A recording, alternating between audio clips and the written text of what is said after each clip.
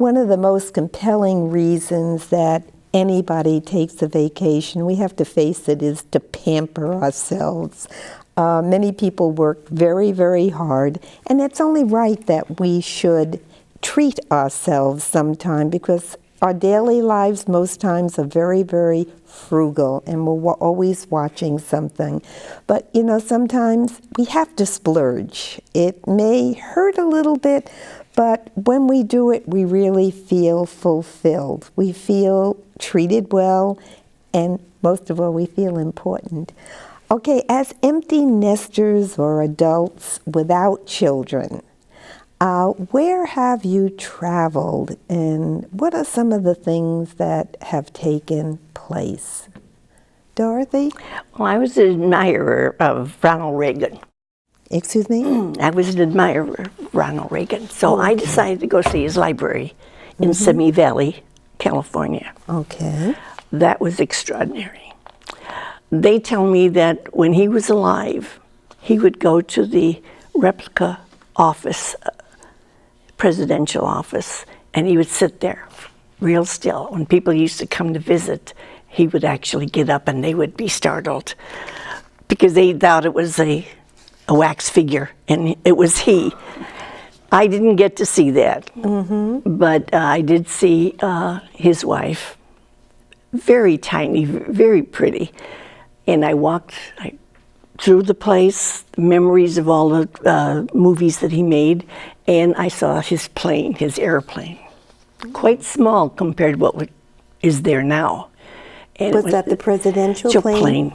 Yeah, I saw that with his gumballs there, you know. Well, I found out that any plane that the president is on is the presidential plane, Air Force One.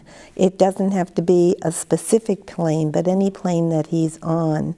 That is something very fortunate. And you know, Nancy and Ron, they're called the love story of the 20th century. Yes. Yeah. Well, how about you, Faye? Have you gone anywhere? I think you said something about your husband had a famous saying. Let's go. Oh. And either you were ready, and when he was, or you stayed at home. Oh, you're kidding. He went by himself sometime? No. Oh, okay. But my best vacation I just had, I went back to St. Louis for my 55th reunion of my graduating class. Oh, wow. And I hadn't been back in 50 years. So it put closure to my childhood. And then many things had changed, but enough was still the same. And of course, my boyfriend was there. And did you say hello to him? oh, yes.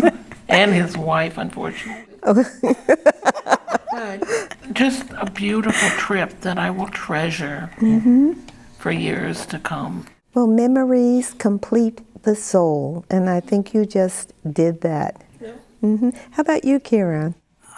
When my kids are out, and my husband and I, we went to LA, and when my cousin said, "Oh, Didi," means big sister, "Oh, Didi, come over here for dinner," or this, and then I went, "No, we are on our real honeymoon.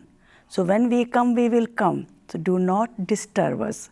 And he started laughing and laughing because old tradition marriage, we didn't go anywhere, you know. And then raising kids, you don't have time. So that was, you know, us. We were all over the area, and we enjoyed a lot, yeah. I can imagine. There was a couple in my neighborhood that their children most are out of college, and they took their second honeymoon the beginning of the year, and she said it was just simply wonderful. It was just the two of them, and it was unbelievable how wonderful it actually was. And Dorothy, how about you?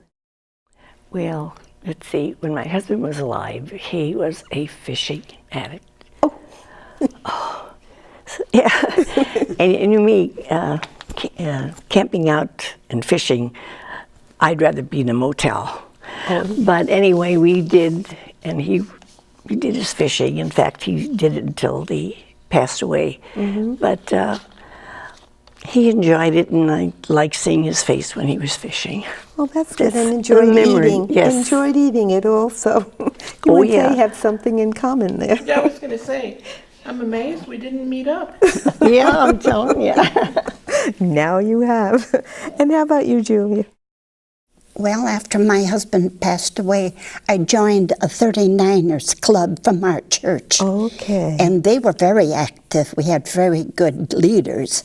So the whole group went so many places, even in the city, and just you name it, they thought of the places that was about 30 years ago. Right, yeah, I And remember that. until rather recently in circus, I dropped out because I can't keep up that pace busier now. pace. I understand.